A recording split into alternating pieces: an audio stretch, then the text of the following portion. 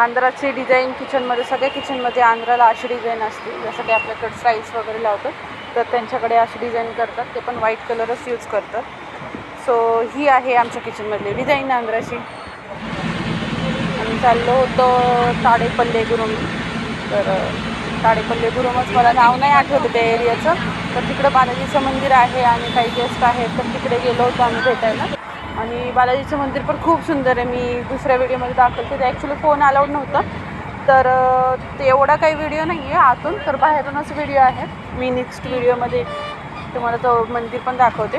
खूप छान होतं. आणि आता चाललो होतो आम्ही तिकडं. तर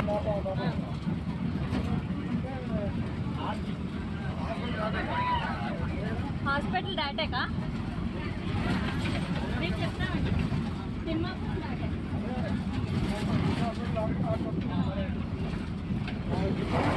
आणि साऊथ साईडला खूप, जसं की कुठल्याही गावाला जाताना कसं साईडला झाडी वगैरे असतात, तिथं पण झाडी वगैरे भरपूर आहेत. खूप म्हणजे खूप असं हिरवं दाट अशी झाडे दिसतात. पण सगळ्यात जास्त म्हणजे आपल्याकडे कसं पीक वगैरे असतं, गहू ज्वारी काही पिकं असतात. तर हे तिकडं भागात असतात माथाडी पण आता साईडच्या घरामध्ये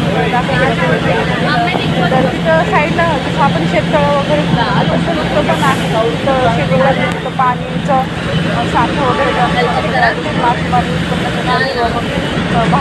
घेतात. आणि हिरवळ सुंदर दिसतो, एवढी दाट झाडी वाटतं तिथं. खूप मस्त वाटतं. हे बघा ते पाण्याचं दिसत नाही. तर अशा ठिकाणी तिथं अर्ध्या ठिकाणी जहाजाचं उत्पन्न घेतात, अर्ध्या ठिकाणी ते मासेमारी उत्पन्न पण घेतात. भरपूर ठिकाणी तिथे साईडला जिकडं वगैरे तिकडं पाणी, एक घराचं नदी आहे. पाणी एवढं पाणी, रोडच्या दोन्ही साईडला पाणी, दोन्ही साईडला पाणी, घरांच्या साईडला पाणी. खूप पाण्याचं क्लायमेट होतं आणि त्यात ऊन असल्यामुळे ते पाणी एकदम चमकतं. खूप छान वाटतं. हे तिथलंच म्हणजे घरं आहेत तिथं छोटे छोटे. तर ते घरांच्या मागं एक नदी आहे. प्रत्येक ठिकाणी म्हणजे तिथं 90% असं आहे ना की घराच्या बाजूला किंवा घराच्या मागं तिथं पाणी आहे, तिथं नदी आहे. असं कंटिन्यू आहे तिथं. म्हणजे असं मोकळा रोडच, मोकळा जागा तिथं भेटतच नाही आहे.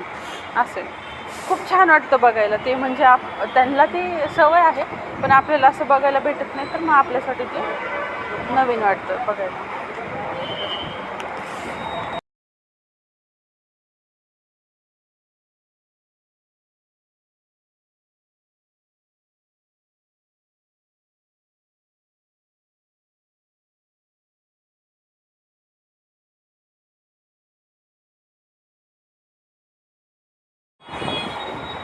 तर जाताना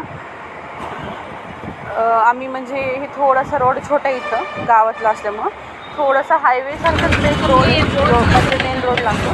तर तिथून आम्हाला ट्रेन, तर आम्हाला ट्रेनचा व्हिडिओ घ्यायचा होता. मला ट्रेन बघायला. तर मग ती ट्रेनच्या व्हिडिओ दिली होती, कारण आम्ही PCMCच्या बसमध्ये गेलो होतो. आणि तुमची इथं PCMCच्या बस एवढ्या मोठ्या आहेत ना, 2 सीटमध्ये एवढी जागा असते की अजून 2 लोकांची सीट आराम होत असेल, मोकळी असते. हे बघा इथं ट्रेन ती थोडीशी कॅप्चर झाली. सीट एवढी सुंदर असतात, म्हणजे साफ असतात, स्वच्छ असतात. आपल्या इथं तुटलेलं वगैरे असतं गाडीमध्ये. इथं तसं नाही, एकदम खूप स्वच्छ असतात गाडी. त्यांच्या आधी एकदम हवा खेळती असते, मोकळ्या असतात, मोठ्या असतात, मस्त आहे. इथं त्या साईडला आहे ना ट्रेन चालली होती, पण ते काही व्हिडिओत आलं नाही. बसची स्पीड जास्त असल्यामुळे थोडी येत होती. नंतर मालगाडी पण दिसली.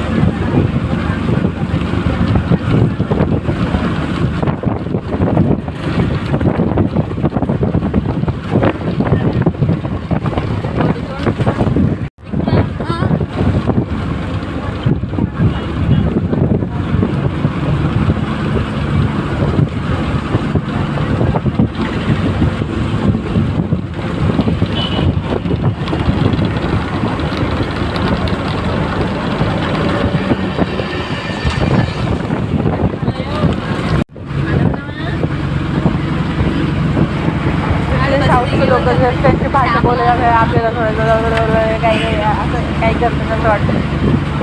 कारण सगळे आजूबाजूला आपण मराठी आणि सगळे आजूबाजूला दुसरी भाषा बोलणारे ते काय बोलते समजून.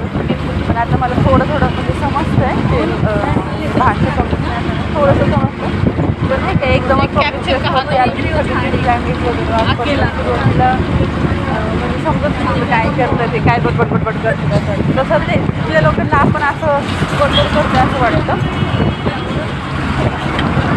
इकडे साऊथ स्टाईल आहे ना खायचे पदार्थ खूप आहेत. म्हणजे जसं की आपण कुठली भाजी वगैरे घेतली आता समजा आपल्याला घरी जेवण वगैरे नाही बनवणार बाहेरून आणायचे आपल्याला 220 रुपये 300 रुपयाची भाजी एक आणावं लागते रोटी आणावं लागतं राईस आणावं लागतं.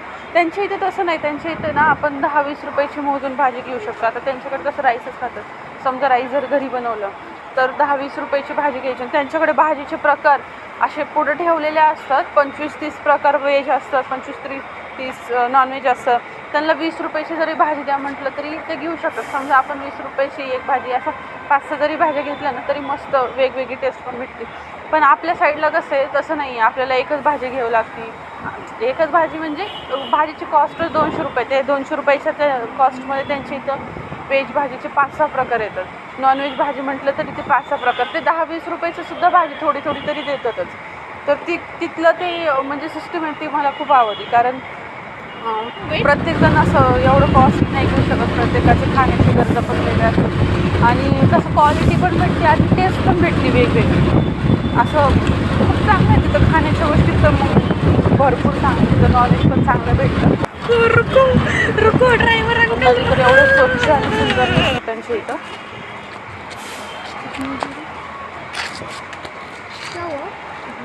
व्हेज नॉनव्हेज भरपूर प्रकाराचे तिथं पदार्थ आहेत भेटतात. चांगले दिसतात चांगले असतात. आता नॉनव्हेज उसमें एंटर आहे का संतू नॉनव्हेजचं माहीत नाही मला पण चांगलं भेटलं असं म्हणतात तिथलं. व्हेज म्हटलं तर सांगता येईल. व्हेजच एवढं चांगलं असतं तर नॉनव्हेज तरी चांगलं असतं. आम्हाला ज्या गावाला जायचं आम्ही पोहोचलो होतो तर त्यांच्या घराच्या समोर पण अशी झाडी वगैरे होती. दाट झाडी नारळाचं हे होतं पाम ट्री होतं केळीचे हे होते डॉगे बोलत झाड केळीची झाडं नारळाची झाडं जास्त असतात त्यांच्याकडे. पामचे पण झाडं जास्त असतात. पाम ट्री म्हणतात ना पाम ऑइल तर त्याची झाडं पण जास्त असतात त्यांच्याकडं. तर असं खूप दाट वगैरे झाडं असतात. तिथे गेलो होतो आम्ही. मग ते सगळे साऊथचे त्यांचं बोलत होते बडबड करत होते. ती भाषा काही कळत नव्हती तर मी बाहेर असं व्हिडिओ काढत बसले होते.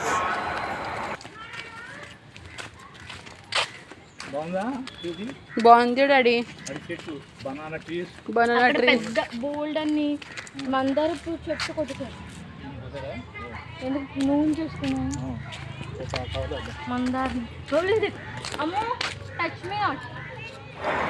तिथं एक लाजवळचं म्हणजे झाडी होते लाजवळचे खूप होते आणि असं नाही की एकच ही होतं भरपूर असं दाट होतं. तर आमच्यासोबत चिल्ली पिल्ली गँग होती थोडीशी तर आम्ही खेळत बसलो होतो तिथं. म्हणजे कसं असतं ते लाजवळचं झाड स्वतः असं मजा वाटते. आम्ही सगळे खेळत बसलो होतो छोट्यापासून मोठेपर्यंत पूर्ण गँग आम्ही खेळत बसलो होतो झाडासोबत. चाल तर टचीच नाही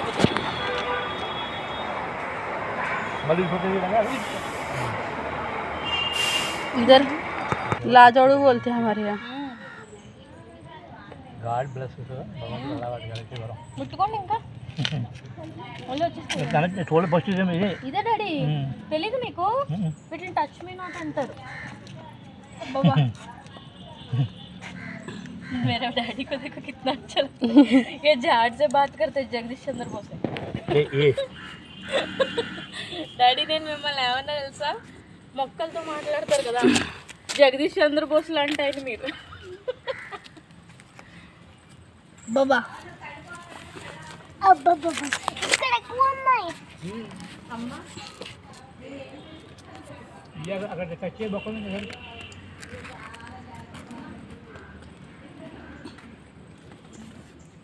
मैं काल उतरला होता